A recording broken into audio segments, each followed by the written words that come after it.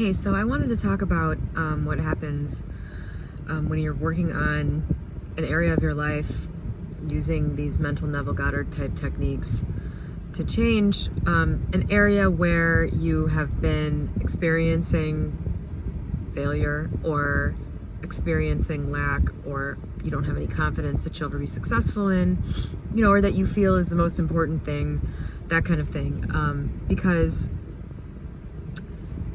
coming from a place where I've experienced living in the wish fulfilled and having success, and then also, currently still working on an area of my life where I'm having to change attitudes and change thought patterns and change beliefs about it and myself. I've been experiencing some things that I think are valuable. I have the luxury at this point in my life, since I don't have to focus a lot on work anymore. I have the luxury of sort of trying to keep my mind in this arena all the time and be really aware of everything and kind of examine what's happening, since I'm trying to figure out how it exactly works, pinpoint, all the finer points of everything having to do with this. And one thing that I've noticed is myself doing, and of course, I don't expect that everybody does this, but I know a lot of people seem to relate to me about some of this stuff. So one thing I've noticed that I keep doing is if there is a negative thing, like if something upsetting happens, even mildly, like if I have an argument like with my ex or something, which happens like daily, if there's something that happens that sort of screws my day up, or shifts my mood out of a good peaceful place, I have a tendency to take that and then, without meaning to, take that sort of negative feeling and start applying it to the sensitive, delicate, fragile area that is being worked on. So, for example, I've been having issues with, not just with my ex, but with others. Everyone is very focused right now on current events, coronavirus, the effects on the economy of coronavirus, this recent incidents, understatement, but the George Floyd rioting, all that stuff. People in my life are very focused on it and talking about it a lot, which is the opposite approach that I take to things like this, which is, if it is not threatening my immediate surroundings, I pay it no mind.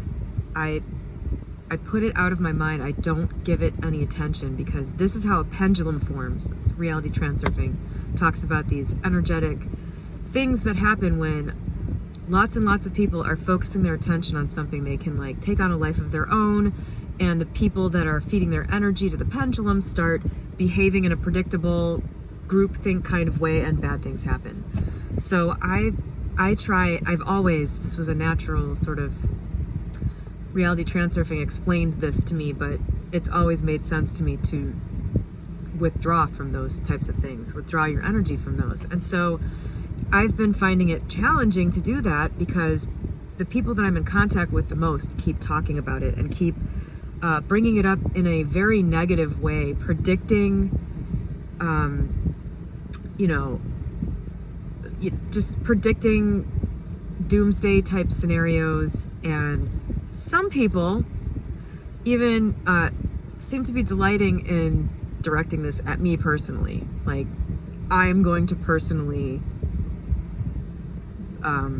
especially be negatively affected by it. And I'm just like, okay, well, what's the point in telling me that? So anyway, this is coming from the outside at me regularly, and I've been warding it off pretty well, but it's been pretty hard to just remain up and removed from all this stuff, because of the fact that I keep running into it in my actual reality via people, and via like not being able to get on the expressway because my town is blocked off with cement, like pylon things.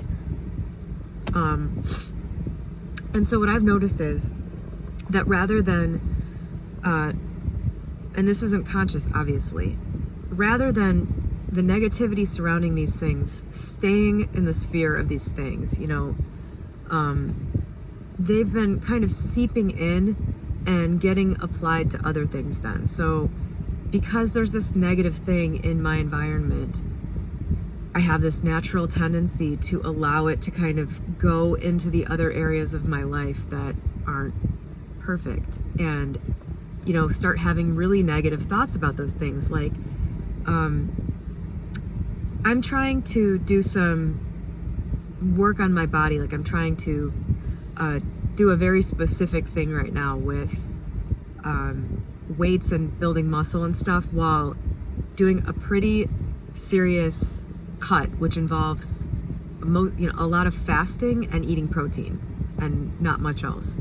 And this is a very difficult thing I'm doing, but it works. I've done this before with great results, and instead of being like sort of psyched about it and excited to do it and excited about the positive outcome, I've been feeling more negative about it. Like, what's the point of this? I'm 40, like it's all going to hell anyway. Why am I doing this? What, my body's not going to look right at the end of it anyway. Plus, like, there have been a few days where I just haven't been able to really nail it. And so I've just been like, I can't do this. I failed at this today. Like, how much longer am I going to spend working at, and it's clear to me that, and then don't even get me started on like the relationship thing. I've tried not to even think about it, because my thoughts want to go right back to the negative thoughts I used to have about it. Like, I've waited too long. I'm too old. There's nobody out there. Everybody who's good is married by the time they're 35. And every guy that I've met in the last 5 years has had a major flaw. Just my brain wants to go there, when I know very well that even if like every single thing I said is true, it doesn't matter, because when you're looking for a relationship from the creative standpoint and not the scarcity, mundane standpoint, I mean, you're looking for one person that matches what you want. Like, you don't, and the same thing with, a business. Even if you feel like all of the business opportunities are taken, even if you feel like you're too late to the game, it's never true, because all you need is one thing that works, and that thing is always available. And it's the same thing with people. But I've noticed that when I am feeling negative about a specific thing that has nothing to do with anything else, there's a tendency to start applying it to other things. And that is very, very bad for embodying the state of the wish fulfilled. It's very bad for staying in the frame of mind that creates in the outer world the thing that you want. The last thing you want to do is allow that to happen. And like I was saying, I would imagine that a lot of people need a reminder about this right now, because I know that a lot of people are dealing with a lot more than I am. A lot of people are really worried financially right now, and I'm not. That's a big leg up that I have right now in being aware and catching this stuff and not allowing it to take hold. I mean, it would be easy right now. I can feel it. Like, I want to be negative about it. It would be easy for me right now to slip into a very negative state and go back to placing too much importance on the things that I'm trying to accomplish, thus making them seem more out of reach and the chances seem lower and all this other scarcity BS. From the creative standpoint, there is no limit, there is no scarcity, there is no time frame within which something must be accomplished. And it's really easy to slip back into that mentality. So I wanted to make this both for others and for myself as a reminder that embodying the state of the wish fulfilled essentially just means that you live and think from that state as much as you possibly can. And you don't have to do it 100% of the time, but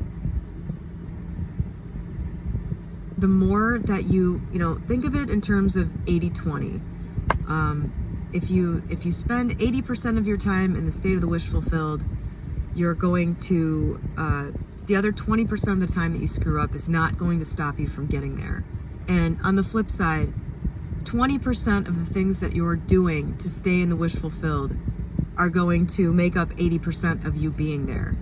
So one of the part of the 20% of the things that you'll do to stay in the state of the wish fulfilled is to be conscious of applying negativity that comes from other things that are happening in your life to the area that you're trying to change.